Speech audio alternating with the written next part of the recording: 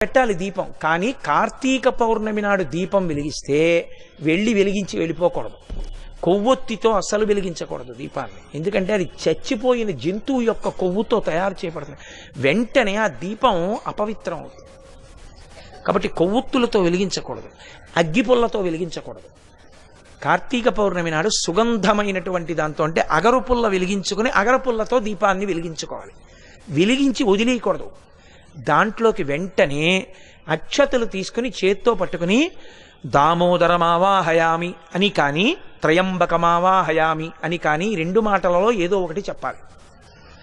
అంటే దామోదరుణ్ణి కానీ త్రయంబకుణ్ణి కానీ దీపం మీదకి ఆహ్వానం చెయ్యాలి. ఎక్కడైనా చెత్త ఉండిపోయినా కూడా రేపు లౌకికాగ్నితో వెలిగించకూడదు.